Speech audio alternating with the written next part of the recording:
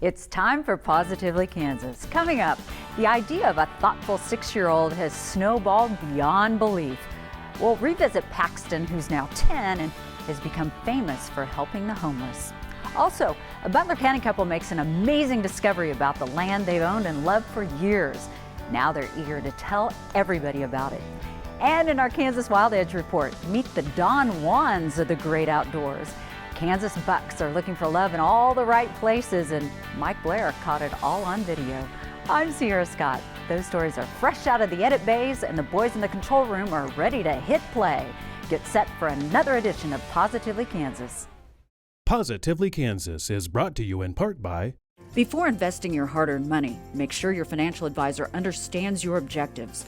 Mark Douglas, CFP, serving our community for over 20 years, providing customized financial solutions that focus on the individual.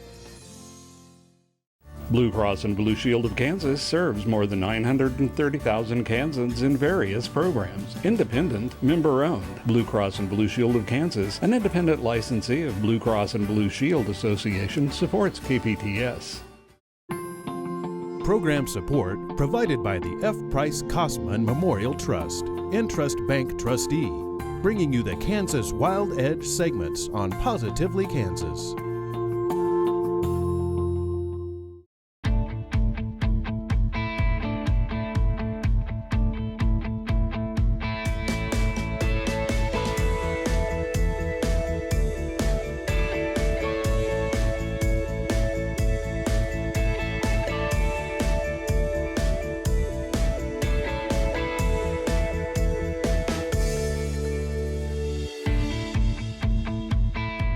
What may have seemed like a small idea has ballooned into a major project that's making a huge difference. A few years ago, we brought you the story of a young Wichita boy named Paxton who was inspired to help the homeless who may happen to pass by his house. Well, since then, that idea has grown into a community-wide effort, and now Paxton has even bigger plans. Chris Frank brings us an update on Paxton's blessing boxes. Perhaps you've seen these red boxes in and around the greater Wichita area. Currently, there are about 50 of the boxes in Sedgwick County alone. They are called Paxton's Blessing Boxes. This Paxton's Blessing Box is at the Riverwalk Church of Christ at 1st Street and the River in downtown Wichita. Bill Velville regularly checks out this Paxton's Blessing Box looking for food. Something to eat. And kind of convenient. Well, conveniently providing something to eat to those in need is a goal of those behind these boxes.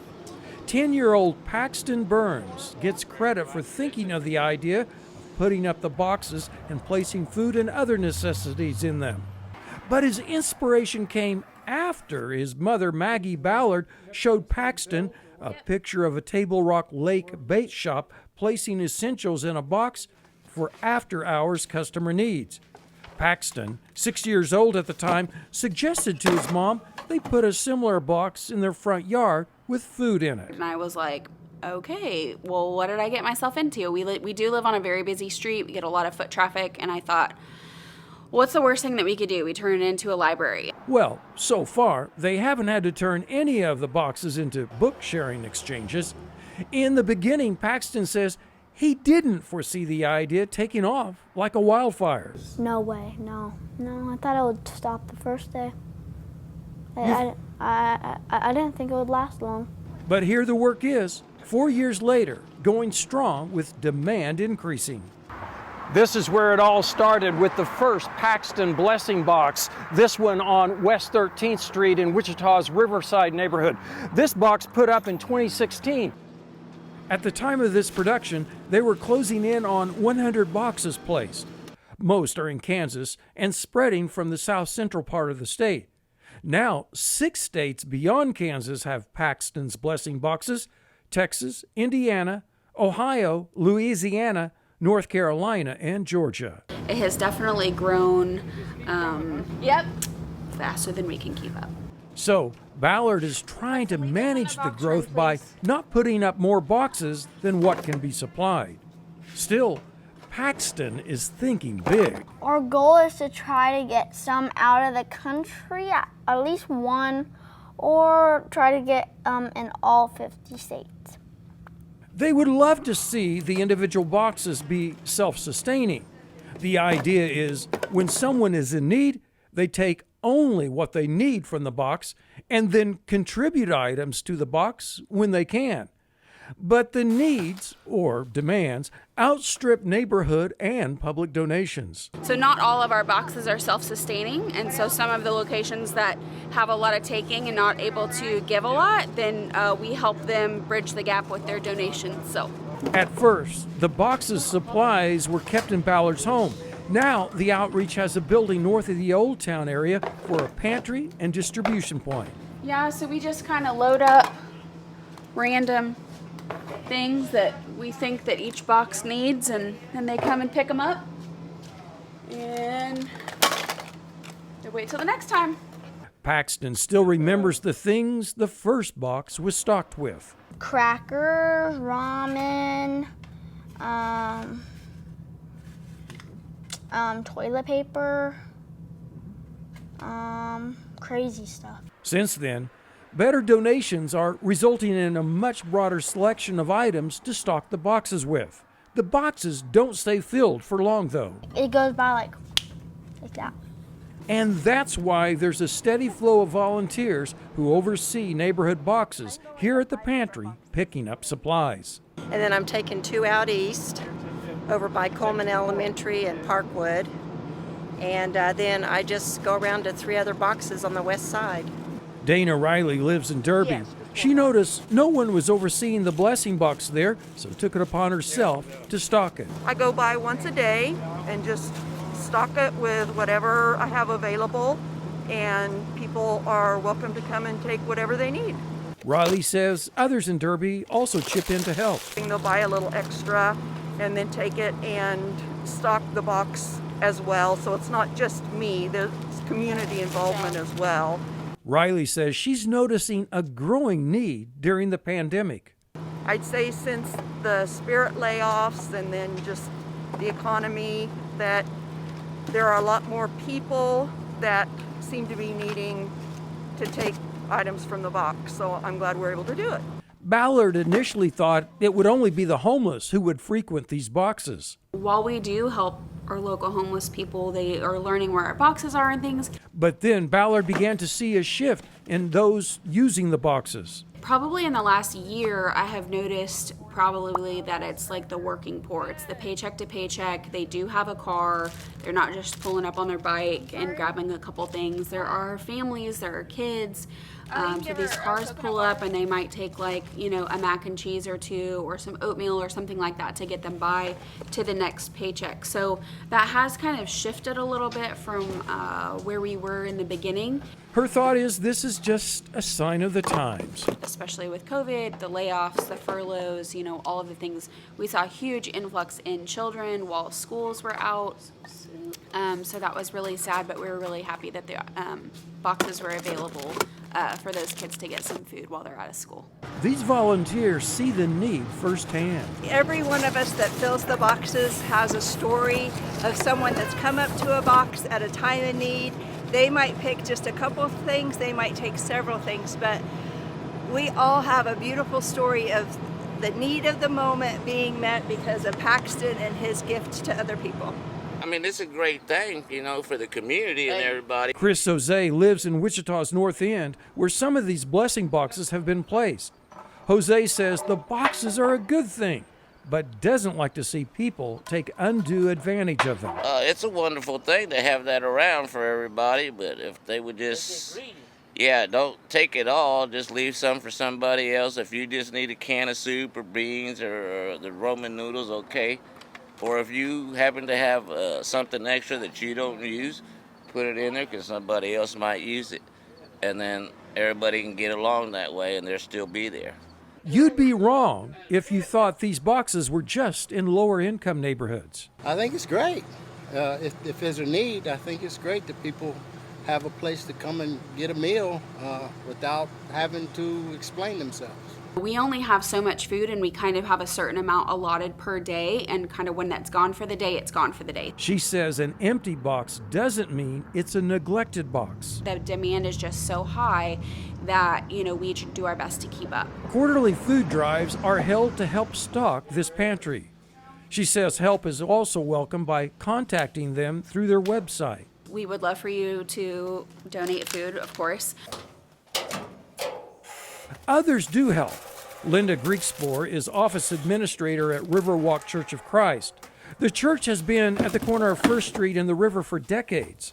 Members here have seen the changes in their downtown neighborhood with the growing population of homeless, and seen that church members and some non-members donate food to the church's pantry. That food is used to resupply the blessing box in the parking lot. I usually try to put things out in the box a couple of times a day, usually around lunchtime, and then I'll fill it again before I leave for the day at 5 o'clock. Bill Velville says Paxton's blessing boxes have blessed him with food. The 65-year-old, who says he's been homeless the last 35 years, is disappointed, though, when he finds the box empty. They put snacks and stuff in there every chance they get. But some people, when they come by and look in there, they want to take everything. They don't leave something for someone else. Church Administrative Minister Jay Plank says this is one of the busiest of the Paxton's blessing boxes. He says the church could refill the box several times a day and it would be quickly empty, generally by the downtown homeless population. Homeless folks are a little different than some because if they see a big batch of food, they will take as much as they possibly can. They won't take just for a meal. They'll take as much as they possibly can. It's just a different way of thinking for them. He says that's part of the homeless culture, a person not knowing when their next chance is of getting food. It's just one of the challenges for those who help stock Paxton's blessing boxes. So what started from a 60-year-old's inspiration in Wichita is spreading with the help of many volunteers and now reaching the nation. It doesn't surprise me, but we know people are out there and they need food, so we try to help them. This is Chris Frank reporting for Positively Kansas. Paxton was recognized in 2020 with a humanitarian award from Wichita's Humankind Ministries and with an Everyday Heroes Award from the Difference Makers for Wichita. It's a big deal to get listed on the National Register of Historic Places. Several Kansas landmarks have made the prestigious list, and now you can add another. Part of a river that runs through an El Dorado couple's property. Anthony Powell visited the site. For decades, Mike and Monica Thompson have enjoyed the beauty and tranquility of the Walnut River flowing through the back edge of their El Dorado property. Over the years, they had also heard bits and pieces about the area's rich history. So back in about 2016, the couple decided to find out more for themselves. We really started pursuing it 4 years ago, me and my wife Monica. And we started pursuing it, and it just kept growing and growing and growing and growing.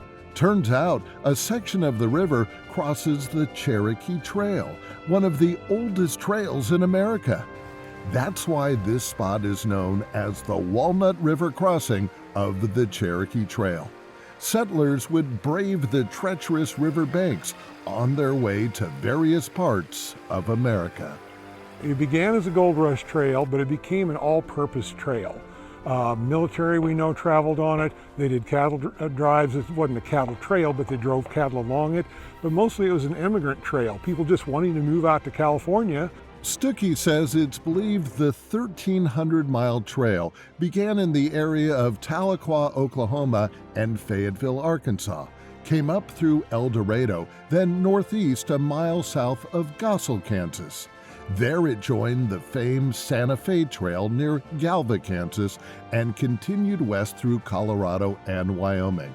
Settlers then hooked up with the California-Oregon Trail to their final destination. The first journey of this Cherokee Trail was an 1849 gold rush trail, and so there were some Cherokees from Tahlequah and some whites from Fayetteville, and they decided to join together at a spot in Oklahoma and travel this trail together all the way out to California. 500 teams of wagons crossed here a day, and there was Indian camps across the river over here, because this was all Osage country. In doing their research, the Thompsons would learn that after crossing the Walnut River of the Cherokee Trail, some settlers thought the area was so beautiful they decided to stay right here. And this is where the city of El Dorado was started. Right over here where the garden is was a sawmill, a hydrogen plant, a smokehouse, a general store, and a livery stable, all over there. With all this discovered history, the Thompsons felt strongly about their property being recognized. Several years of research, phone calls, and emails would culminate with the Walnut River crossing of the Cherokee Trail getting listed on the Kansas Register of Historic Places. Then, in October 2020, some really big news. The crossing had made it on the National Register of Historic Places. It was so much work, and I told the wife, this is a big deal to get on the National Historic Site listing. Meanwhile, Brian Stuckey and other friends of the Cherokee Trail of Kansas members, as well as history buffs in other states, keep pushing to have the Cherokee Trail itself placed on the National Historic Trails list.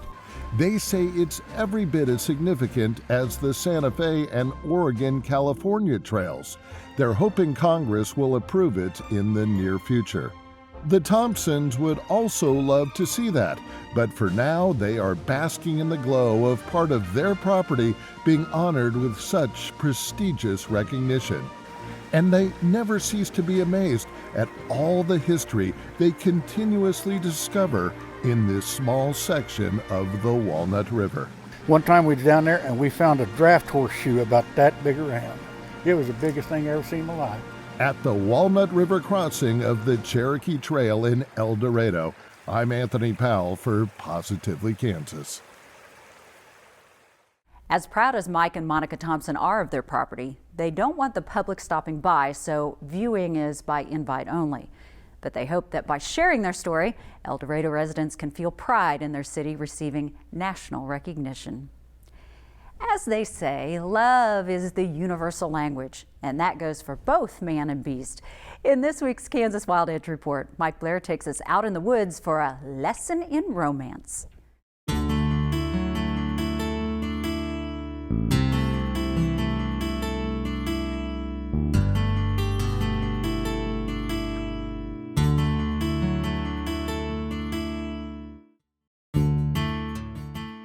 It's November, and cold has reached the heartland. Leaves have fallen, and geese are flying. Another morning stirs, and white-tailed bucks are on the move. Urgent business waits. Deer mating season has arrived. The bucks cruise ridge lines, watching fields below. Does are there, some in timber, some in feed.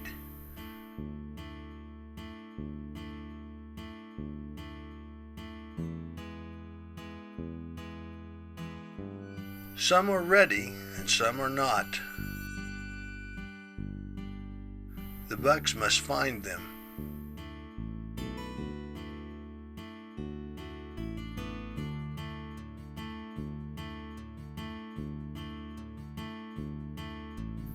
The does give several clues when ready to breed. Much of this has to do with scent. A doe's individual scent is partly tied to large tarsal glands on the inside of each hind leg. Normally, these glands are white, but as estrus approaches, the glands turn dark and tarry. The doe urinates across them, and odor is carried to the ground, leaving a scent trail for bucks to follow.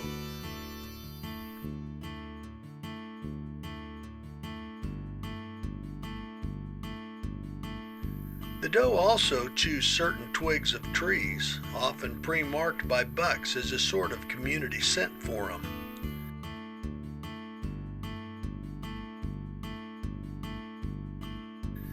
This also helps define her readiness.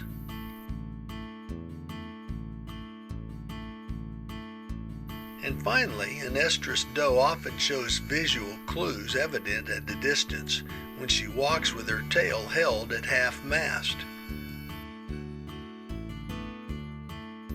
She also makes a particular show of urination, and every buck in sight will run to scent check her condition. The buck curls his lip and uses a special nasal organ to analyze the scent. If it's promising, the buck gives chase.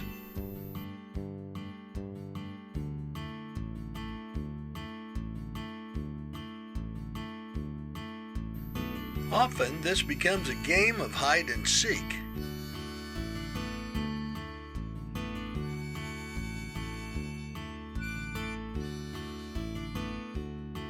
But the buck eventually tracks her down.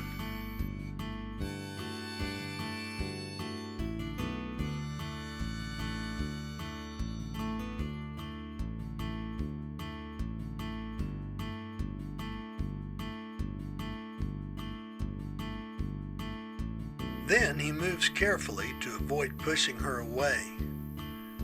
The buck stays nearby for hours while the doe feeds, beds, and becomes fully receptive.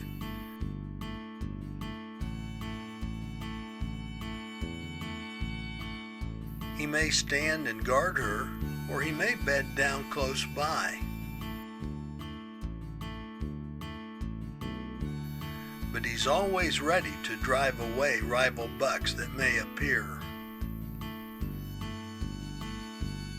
After mating, the buck resumes his search for other does. This lasts into December and even January. Big bucks, normally shy and elusive, are now active and more visible than at any other time. Be watching. Get in on one of nature's finest wildlife shows.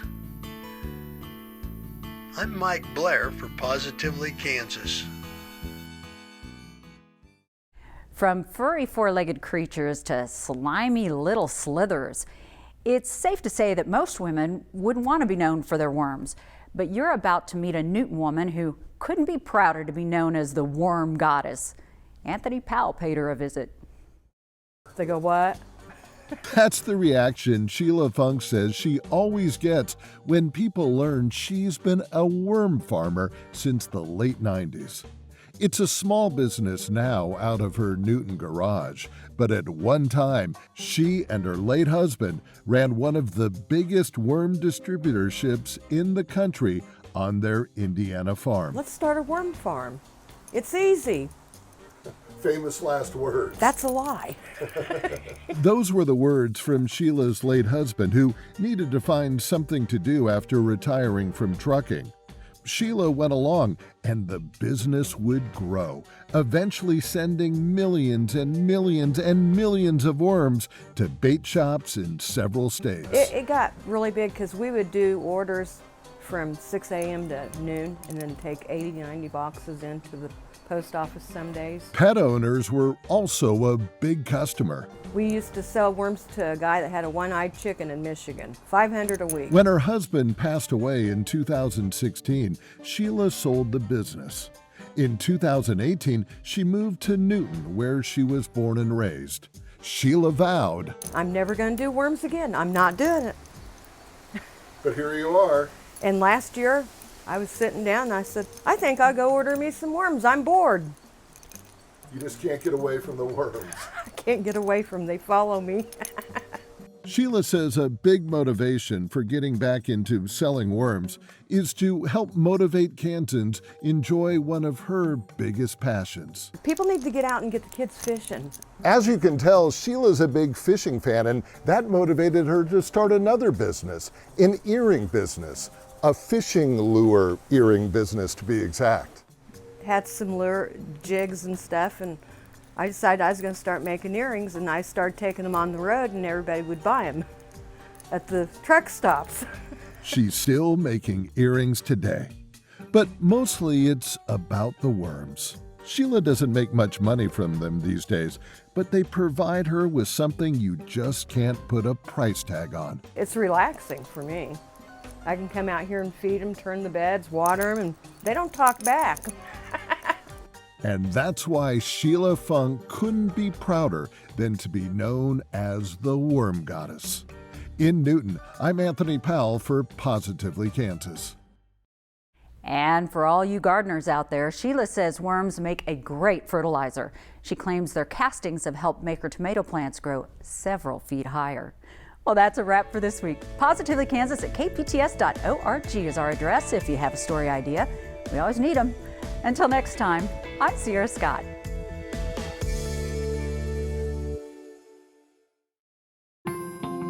Program support provided by the F. Price Kosman Memorial Trust, Entrust Bank trustee, bringing you the Kansas Wild Edge segments on Positively Kansas.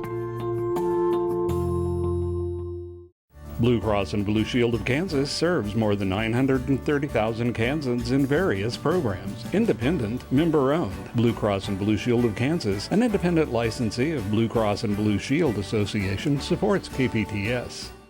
Before investing your hard-earned money, make sure your financial advisor understands your objectives. Mark Douglas, CFP, serving our community for over 20 years, providing customized financial solutions that focus on the individual.